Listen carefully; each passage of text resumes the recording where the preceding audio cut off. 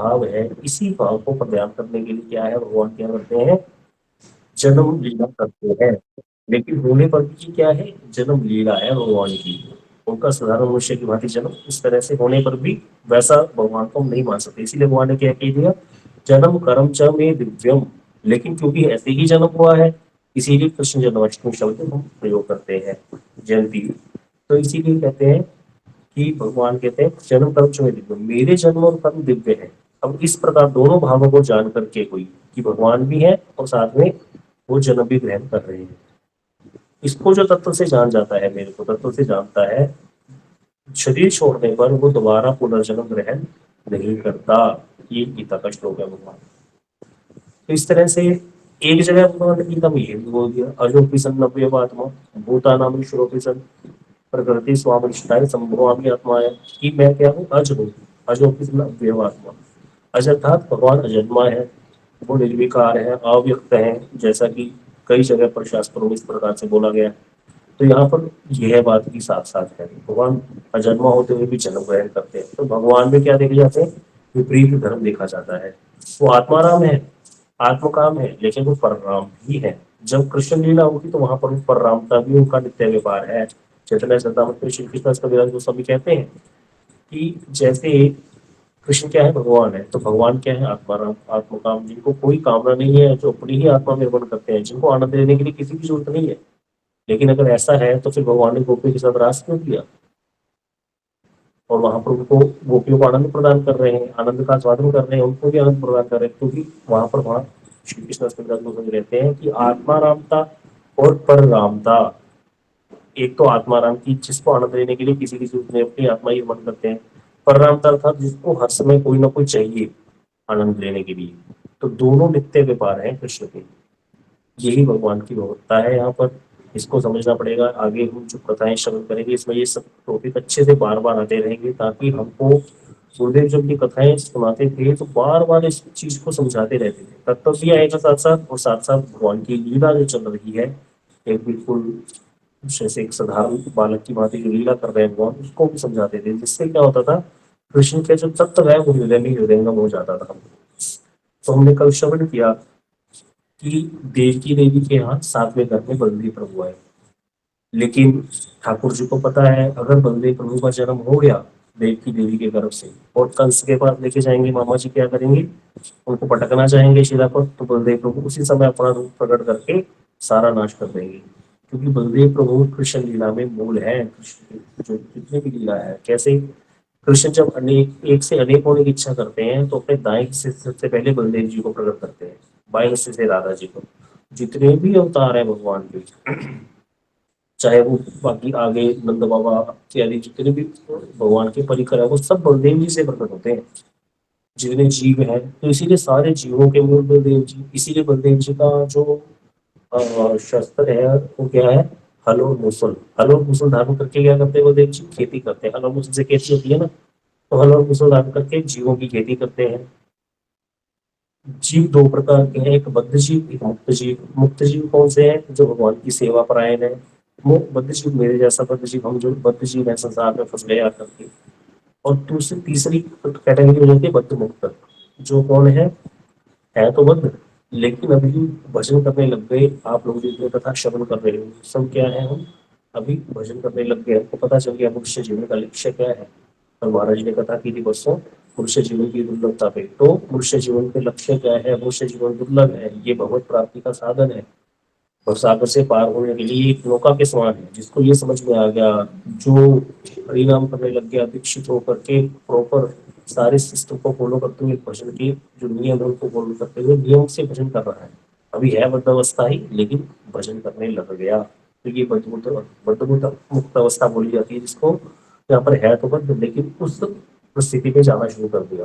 तो श्री विश्वेश्वर पाल जी कहते हैं, ऐसे जो जीव है जिनका भजन शुरू हो चुका है, जिनका दीक्षा हो गई है, जो भजन करने लग गए हैं, उनका जो कैटेगरी है, उनके शरीर के दो पार्ट हो जाते हैं। जैसे ही वो दीक्षित होता है साधक, दो पार्ट हो जाते हैं, एक जड़ और एक चिन्मय। जड़ जो हिस्सा है शरीर का, वो तो हमें जड़ माया की तरफ आकर्षित करवाएगा। और जो चिन्मय हिस्सा है वो क्या करेगा, हमको कथा में, जैसे आप सब लोग जो भी कथा ज्वाइन किए हैं, किसी न किसी तरीके से हम से उठाने की चलो कथा श्रवण करते हैं। बीच में जड़े हिस्से ने बोला होगा नहीं नहीं रहेंगे तो आज रहने ही देते हैं, किसी किसी को कोई काम भी होगा। हाँ, जड़ हिस्सा जो है वो संसार की तरफ लगाता है, लेकिन चिन्मय हिस्सा जो हमारे अंदर चिन्मय तो जाग रहा है वो क्या करता है, हमें भगवान की कथा, भगवान का कीर्तन, भगवान का नाम। तो इसीलिए दोनों रहेंगे, ये सबको अनुभव होता होगा। कई बार ऐसा भी होता होगा सबके साथ, जो साधक है उनके साथ होता है कि पार्टी में चले गए, किसी के जाना पड़ता है, भाई संसारी है तो जाना पड़ेगा, आना पड़ेगा, नहीं तो हमारी कौन आएगा। लेकिन वहां जाकर के मन नहीं लग रहा, बाहर खड़े होकर लोग बातें कर रहे हैं, खड़ा होना पड़ गया, खड़े हो भी गए, पहले तो बड़े चाव से गए थे, लेकिन थोड़ी देर बाद जब उनकी बातें सुनी तो लगा बेवकूफ लोग हैं, बिल्कुल फालतू बातें करते हैं, इससे अच्छा तो घर बैठ करके दो माला कर लेते। ऐसा सबको भी होता होगा। और कई बार ऐसा भी होता है दूसरी तरफ कि माला कर रहे हैं और क्या होता है, माला करते करते क्या है, दिमाग जा रहा है इधर उधर की बातों में।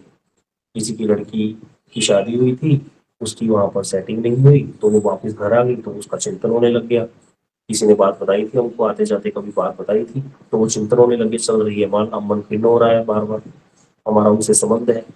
ऐसा भी होता है, दोनों चीजें होंगी। मतलब जड़ वाला हिस्सा क्या करेगा, संसार की तरफ आकर्षित कर रहा है, और चिन्मय वाला हिस्सा क्या कर रहा है, भगवान की तरफ आकर्षित कर रहा है। भगवान की कथा, भगवान का कीर्तन, इन सब चीजों में हमारा विनिवेश कब आ रहा है, तो ये चाहे रहेगा ही रहेगा। तो बलदेव प्रभु क्या करते हैं, ये सारे जीवों की खेती करते हैं, और बलदेव प्रभु मूल है कृष्ण लीला में, इनकी कृपा के बिना कृष्ण कभी नहीं मिल सकते।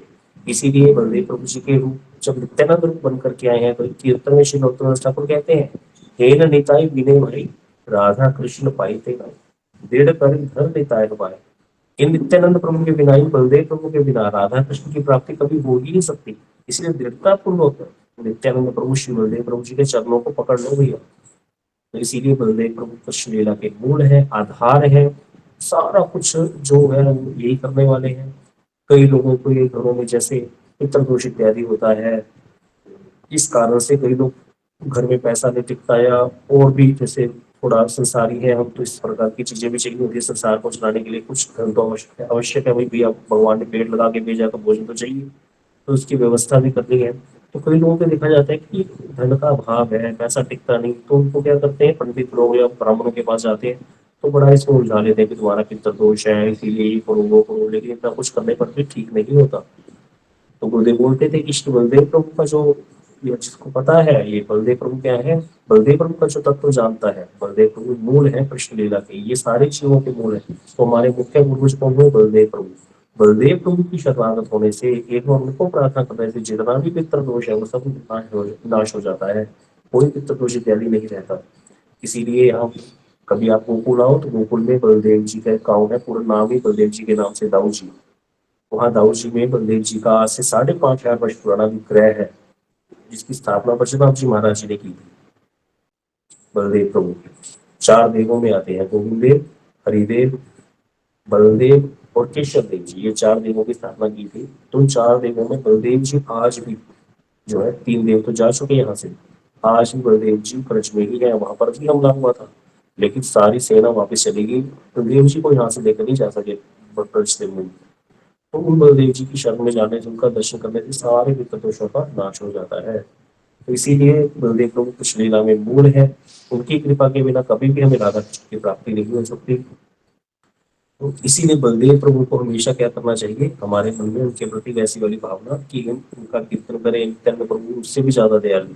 इसी उनका जो बलदेव प्रभु और नित्यानंद प्रभु में कोई भेद नहीं, लेकिन जब नित्यानंद स्वरूप में आते हैं बलदेव प्रभु तो और भी ज्यादा दयालु हो जाते हैं, और भी ज्यादा कृपालु हो जाते हैं। इसीलिए नित्यानंद प्रभु के कीर्तन में एक लाइन आती है, अक्रोध परमानंद, 2 शब्द नित्यानंद लाए, अक्रोध और परमानंद।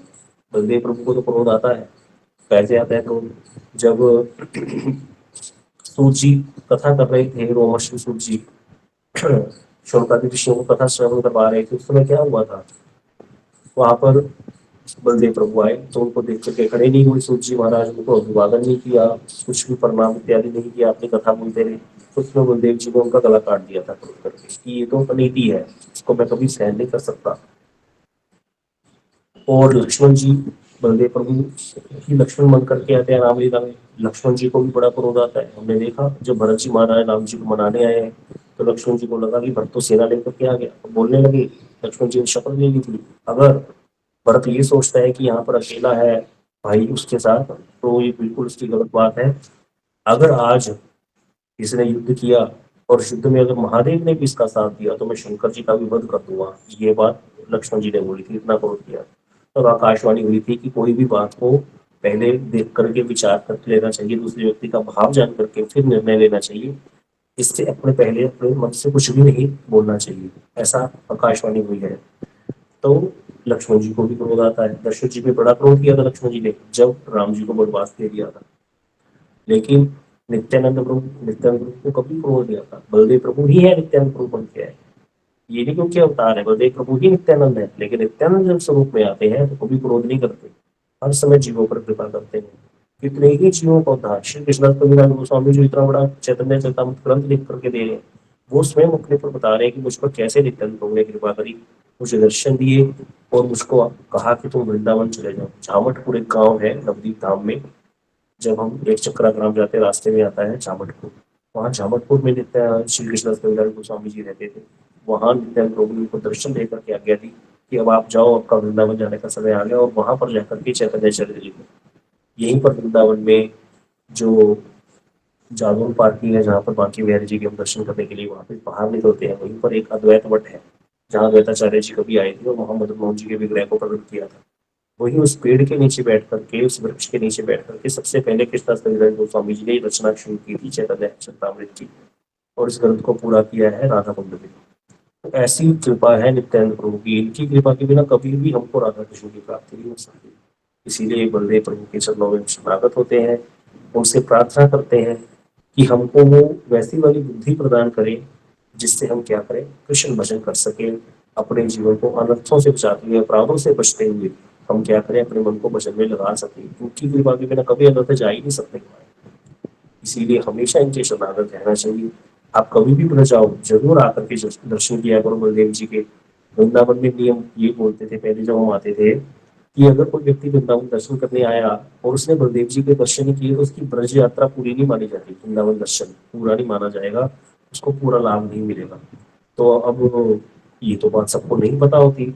वृंदावन जो भी आता है बांके बिहारी जी हो जाता है, तो बांके बिहारी जो जाता है, मैं बांकी बिहारी के बाहर निकलते ही, जिस गेट से बाहर निकलते थे, अब तो चेंज कर दिया, पहले दूसरा रास्ता होता था। तो वहां पर बाहर ही एक चौक है, वहां पर बलदेव जी का मंदिर है। वो बाहर ही ठाकुर जी बलदेव जी, बाकी सारी दुकानें, एक दुकान में बलदेव जी का विग्रह स्थापित है बहुत बड़ा, ताकि बलदेव जी दर्शन कर ले। अगर वो हम लोग अनजाने अनजाने नहीं भी उनको देखे तो बलदेव जी सबको देख करके उनकी यात्रा को पूरा कर देते हैं, ब्रज यात्रा को। तो ऐसे बलदेव जी हैं, आप कभी भी आएंगे तो बांके बिहारी की जो राधा वल्लभ जी की गली है, उस गली में बलदेव जी का दर्शन है। और वहाँ विग्रह जो है बलदेव जी का, वो मोरे दाऊ जी नहीं है। ज्यादातर वो जो ब्रज है उसमें बलदेव जी के जो विग्रह है वो क्या है, श्याम वर्ण के ही है। तो कहते कृष्ण चिंता करते करते जिनका अपनी कांति भी जो है विलोपित हो गई है। बलदेव जी तो गोरे हैं, लेकिन कृष्ण का चित्र करते करते क्या हो गए हैं, श्याम वर्ण के हो गए हैं। श्याम का चित्र करते करते श्याम वर्ण के हो गए हैं। ऐसे विग्रह में बलदेव जी यहाँ पर दर्शन देते हैं। एक ही जगह अटला चुंगी पर गोरेदास जी का विग्रह है बहुत प्राचीन, बाकी सारे ब्रज में जितने भी हमने आज तक विग्रह दर्शन किए वो सारे ही श्याम वर्ण के हैं। तो इस तरह से बलदेव जी का जन्म, बलदेव जी को तो रोहिणी के गर्भ में स्थापित कर दिया, और कृष्ण जो है अब 8वें गर्भ में आए हैं। कृष्ण के ही अंश वसुदेव वासुदेव जो है वो देवकी के गर्भ में, और मूल कृष्ण जो है नंदनंदन दो भुजा वाले, वो आए यशोदा जी के गर्भ में। इस प्रकार हमने कल सुना था कथा। फिर जन्म हुआ भगवान का भादो मास की अष्टमी तिथि की रात को 12 बजे। दोनों जगह जन्म होता है, एक जगह यहाँ पर भगवान प्रकट हो जाते हैं 4 भुजा वाले मथुरा में, और वहां पर गोकुल में भगवान का जन्म होता है नाड़ी क्षेत्र में भी।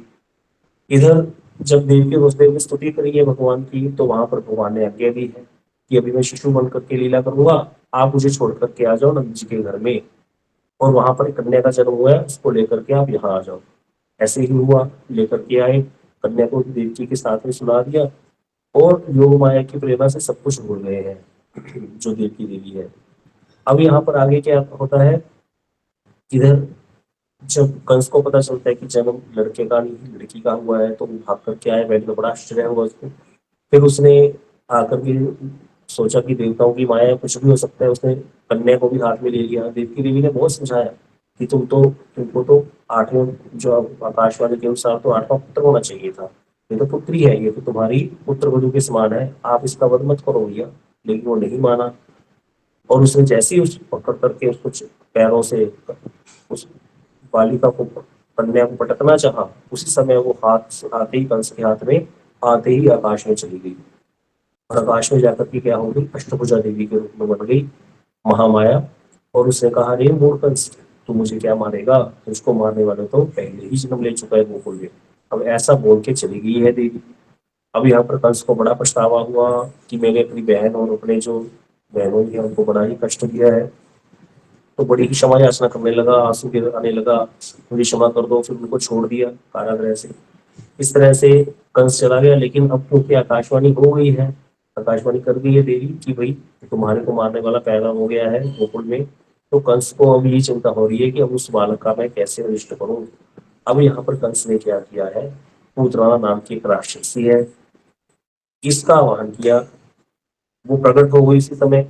ये पूतना कौन है? जब कंस कम बलवान नहीं था, गर्ग संहिता में कंस की बड़ी कथा आती है। ये कंस कौन है? ये इतना बड़ा कालेमी राक्षस है, और ये बहुत ही ज्यादा बलशाली था, साधारण नहीं था। रावण का युद्ध हुआ राम जी से, रावण को बड़ा बलशाली बोला जाता है। देवता भी जहाँ पर जब हनुमान जी गए हैं सीता जी की खोज में, रावण की सभा में पहुंचे थे, तो हनुमान जी ने क्या देखा कि रावण काल के सिर पर पैर रखता है, काल की छाती पर, मतलब शनिदेव को नीचे लेटे हो। वो सारे जितने देवी देवता हैं वो वहां पर बंदी बन करके खड़े हैं, ऐसे हाथ जोड़ करके रावण की सभा। ऐसा रावण का वैभव देखा था हनुमान जी ने। और वहां जाकर के हम शनिदेव को भी छुड़वाया था रावण ने, रावण से हनुमान जी ने। तो लेकिन शास्त्र में वर्णन है कि कंस रावण से भी कहीं अधिक बलशाली था, कहीं अधिक बलशाली। जो धनुष राम जी ने तोड़ा था स्वयंवर के समय, उससे भी ज्यादा भारी, बहुत विशाल धनुष था ये वाला जो धनुष कृष्ण ने तोड़ा है कंस वध के समय।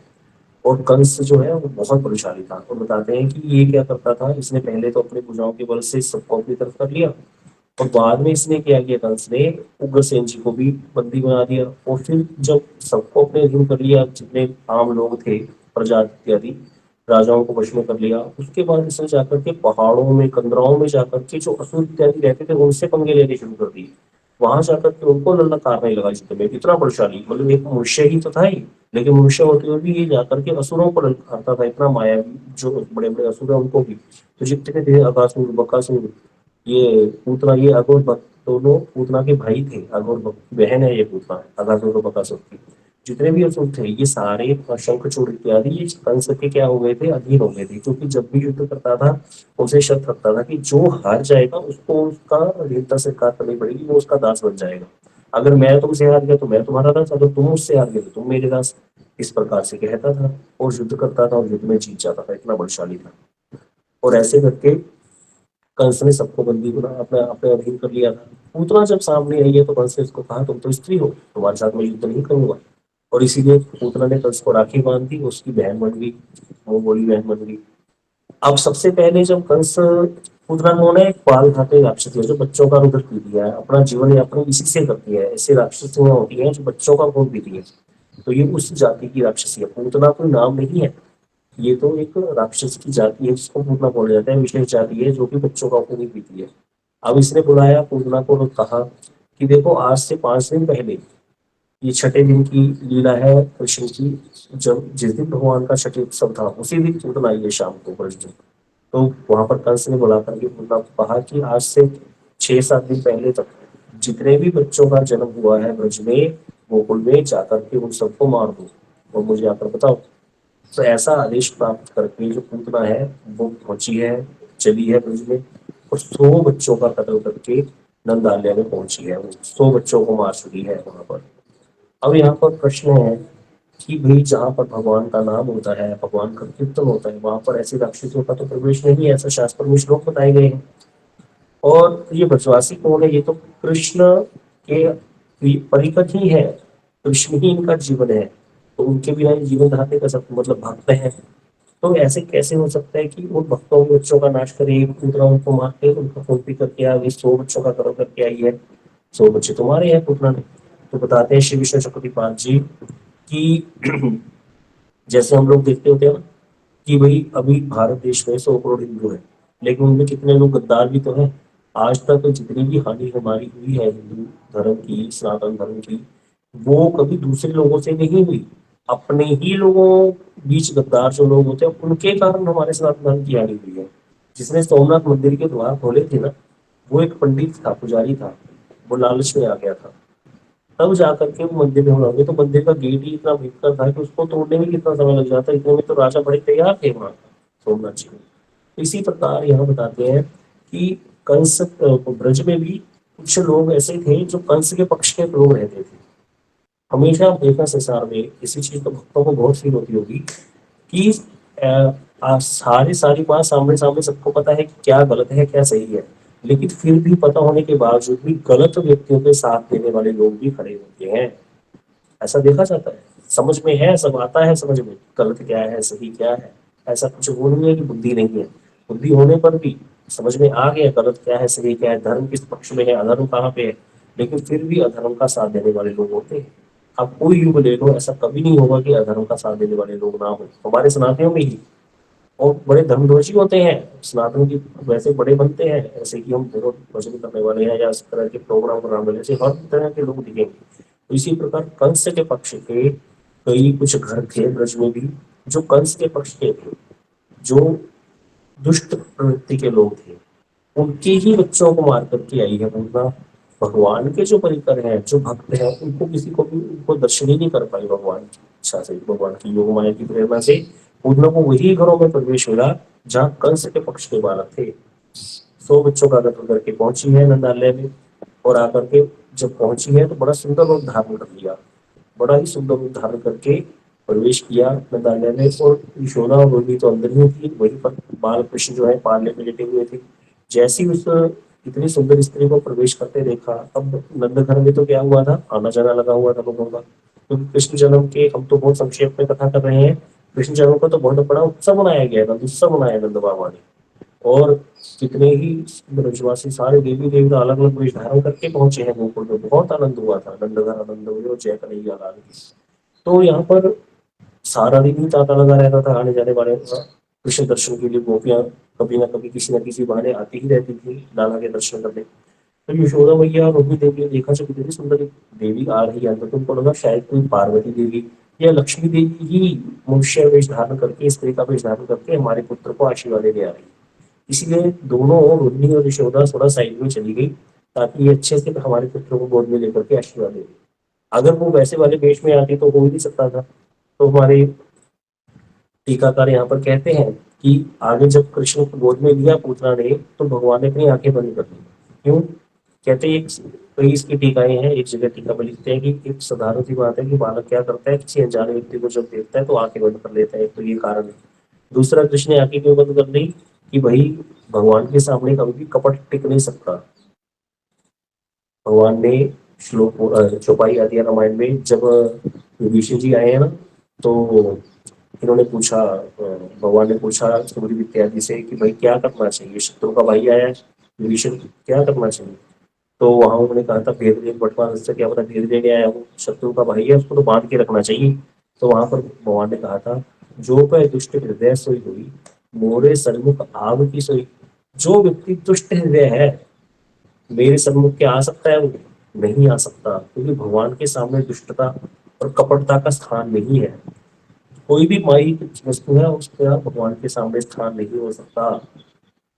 इसीलिए यहाँ पर भगवान जो है कहते अगर मैंने आंखें खोल ली तो मेरे सामने कपटता टिक नहीं सकती। ये कपट वेश धारण करके आई है, इसका विकराल रूप प्रकट हो जाएगा और मेरी जो यशोदा मैया और ब्रजवासिनी है वो डर जाएंगे। शिव शक्ति पाल जी कहते हैं यहाँ पर इसीलिए कृष्ण ने आंखें बंद कर ली। एक और कारण बताते हैं कि ठाकुर जी ध्यान करने लगे शंकर जी का, अरे मैं तो यहाँ पर ब्रज में दूध पीने आया था, ये तो हलाल विष लगा करके आई है स्तनों पर मुझे मारने के लिए। विष पीना मेरा काम नहीं है। इसीलिए शंकर जी ने तो समुद्र मंथन के समय हलाल विष की पान कर लिया था। जब समुद्र मंथन से अमृत बाद में निकला, पहले विष निकला था, तो उसको शंकर जी ने पान कर लिया था। इसलिए शिव जी का ध्यान करने लगे कि विष पीने का काम तो आपका है, मैं तो दूध पीने आया हूँ ब्रज में, ये विष पान आप ही करो। ऐसी कई प्रकार की टीकाएं टीकाकारों ने करी है। भी समय हो गया है, कल हम इस लीला को श्रवण करेंगे। भगवान की बड़ी सुंदर लीला है, इसमें क्या प्रेम क्या है यहाँ पर इस लीला में, उसको सुनने का क्या फल है। संक्षेप में हम ये कथाएं कर रहे हैं जल्दी जल्दी, क्योंकि ये कथाएं पहले जब हम जन्माष्टमी हुआ था उस समय कई बार ये कथाएं हम रिपीट कर चुके हैं। तो इसीलिए प्रभु जी ने बोला था कि प्रभु जी करो तो शुरू से ही शुरू, संजय प्रभु जी ने बोला था। लेकिन ये है कि इसको थोड़ा जल्दी जल्दी करके फिर 8वें अध्याय में हम पहुंच गए थे, तो वहां से फिर आगे जल्दी करते हैं। तो इस तरह से हम ये कथाएं थोड़ा संक्षेप में सुनते हुए जाएंगे।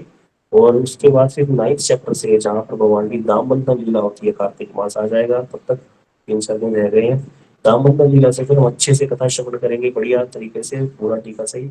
और फिर आगे गोवर्धन धाम लीला, जितने भी भगवान की बकासुर लीला, सारी लीलाएं भगवान की दशरथ स्कंद की हम श्रवण करेंगे इसी प्रकार से। और प्रेमानंदे हरि ओम। तो अच्छा करते हैं इसके पास